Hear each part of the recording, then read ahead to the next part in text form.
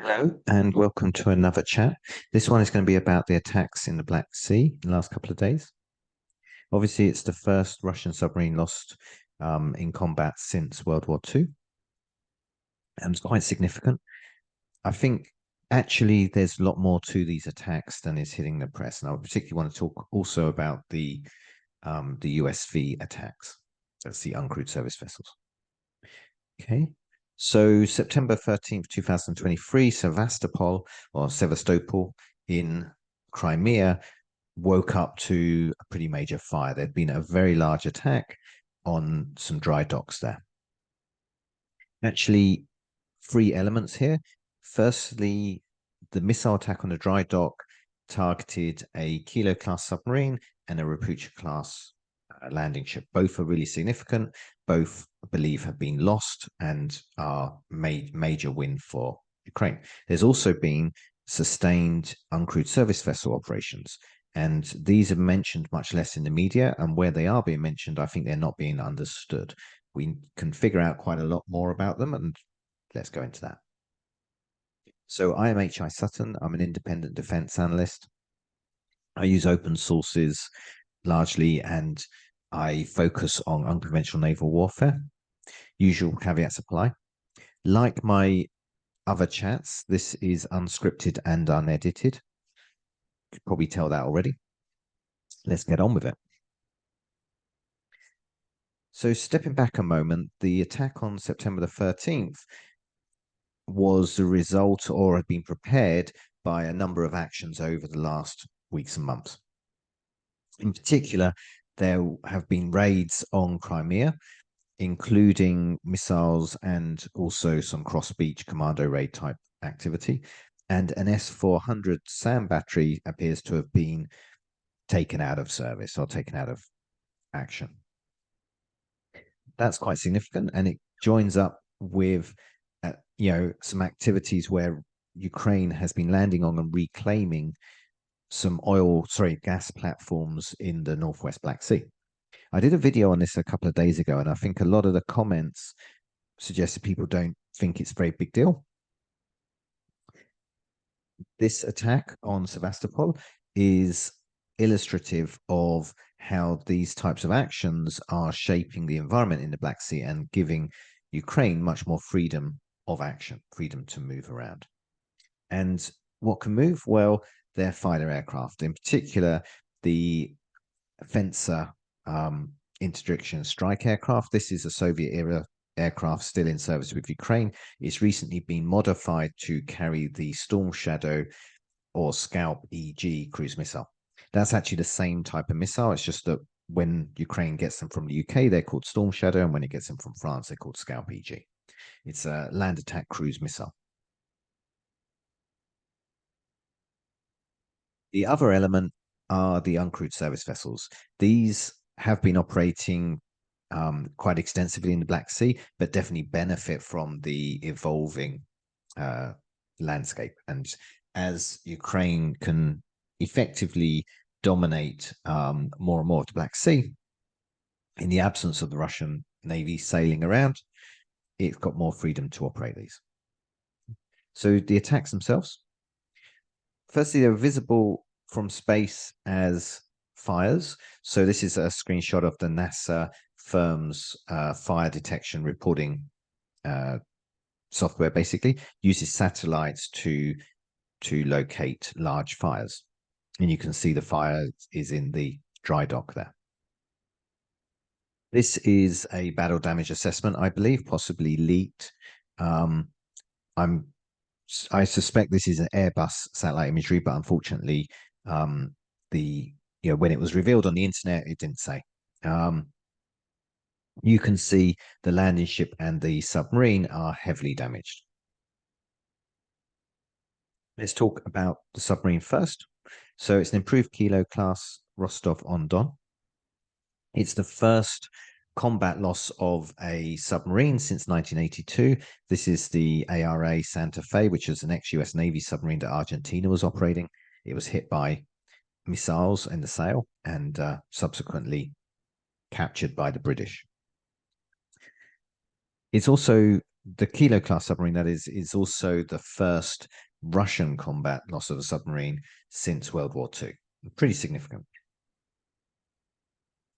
The submarine also is very much a current asset. It's quite a new boat, and this Russia is still building Kilo class submarines. I've got a talk on Kilo class submarines video quite recently. I'll try to link to it at the end. It's significant in the Black Sea because of its armament. Russia has 4 of these, and they carry quite a potent offensive armament. First, the land attack cruise missiles. These are the Kalibr missiles you hear people talking about. Russia is using them, launched from submarines and also some service vessels, to attack Ukrainian targets. It's also able to carry the anti-ship missile version. This is a very potent weapon. It's got a supersonic final stage. It's not been fired in this conflict. There aren't any targets for it, but in many scenarios where Russia needs to take on surface warships or merchant ships for that matter, it might use these weapons. I think that's less likely, though, compared to mines. Submarines deploying mines is a very deniable sort of type of warfare, so we can imagine this being used against merchant ships and so on.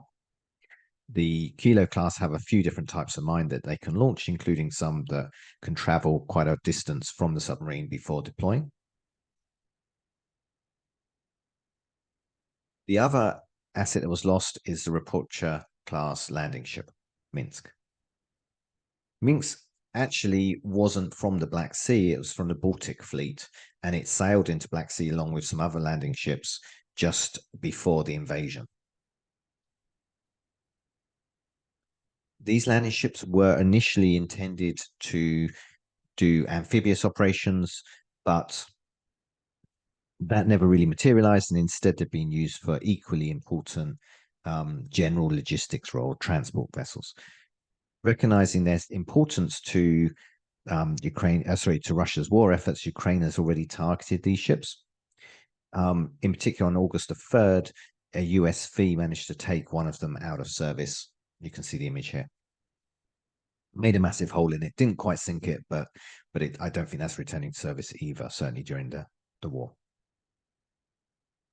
Russia, however, has said that the 2 ships hit in the dry dock in Sevastopol are going to be returned to full combat status. I'm going to disagree with the Russian Ministry of Defense here. I think that's highly unlikely. The other victim is the dock itself. As best we can tell from available imagery at the moment, it doesn't appear that the dock was actually damaged. So that's good news for Russia, but it has got 2 wrecked vessels in it. And while Russia tries to evaluate, stabilize, and then possibly remove those vessels, it's going to tie up that dry dock. And it is the most important dry dock in the Black Sea as far as Russian Navy is concerned. It was captured, obviously, when Russia annexed Crimea in 2014 and renamed. But it's a very historic dock that goes back a long way, and it represents the best dock facilities that Russia has in the Black Sea. The USV Attack, the uncrewed service vessels, this is the bit that I think is underreported or misreported. The main type of USV that we know about is the Magura V5. There are actually quite a few different types of USV, and we don't know the ones involved in this particular attack, certainly not at the moment. Russia has told us about these attacks, though. Firstly, Ministry of Defense yesterday said that one of its patrol ships had destroyed 3 uncrewed service vessels. Significantly, this Telegram message also says that the uncrewed, or it says 3 unmanned boats from a detachment of ships of the Black Sea on a sea crossing. It's a terrible machine translation from Russian, but it's basically saying 3 USVs were attacking ships that were crossing the Black Sea. So I don't think that this is an attack on Sevastopol directly. It's an attack on ships in the vicinity, and in effect is a completely separate operation to the cruise missile attack on Sevastopol. Same Ministry of Defense source then said that 3 more uncrewed service vessels were taken out by aviation assets, probably helicopters. And following that, it claimed that another 5 were taken out by another patrol ship.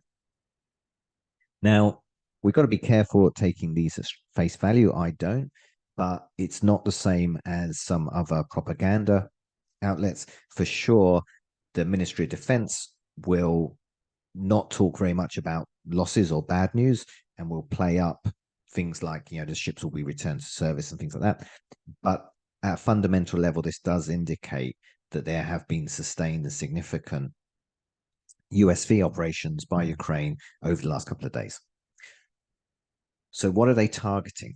The hints are in these texts, but combined with over open sources, we can determine that there's 2 ships that they were targeting, the Yaz and the Ursa Major. They're sailing together, and they were escorted by the Russian Navy.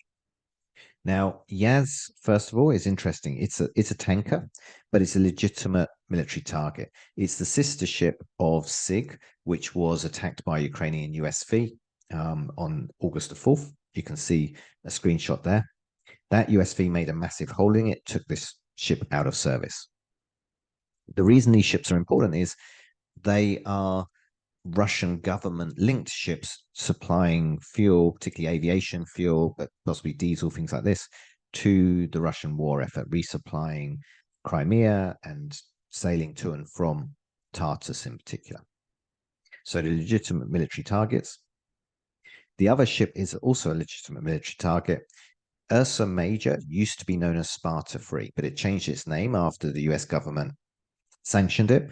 It's the sister ship in fleet terms, at least, with the Sparta 4. And that's the one, if you've heard of the Sparta ships, gun runners or arms trafficking sort of thing, these are those ships.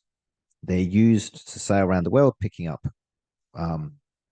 armaments, South Africa, in Syria and so on, and resupplying the Russian war effort in particularly in Crimea, of course. They're escorted by 2 patrol ships. We can deduce from the Russian Navy telegram messages that they are the Boyko and the Kotov. These are relatively new ships, but they're in for some criticism as being quite lightly armed and not necessarily the best operating ships. However, they do appear to have done okay at stopping Ukrainian USVs. Now, it's too soon to really assess what happened over the last couple of days. We haven't seen any videos from the Ukrainian side, but at least by Russian accounts, they've dealt with 11 USVs. Now, presumably, the main ships they're escorting have survived, based on current info. By the time you watch this, we might know something different, but that's what I'm assuming at this second. So here's a satellite image of the 4 ships together, the 2 patrol ships escorting the tanker and the arms runner. They're sailing from the direction of Sevastopol towards the Bosphorus Strait in Turkey, Istanbul. And from there, they'll go into the Mediterranean. As of this morning, they were just outside the Mediterranean. Okay, that's all I've got. Hopefully interesting. Please like, subscribe. To say it was unscripted and unedited, you can tell. But thank you very much for your time.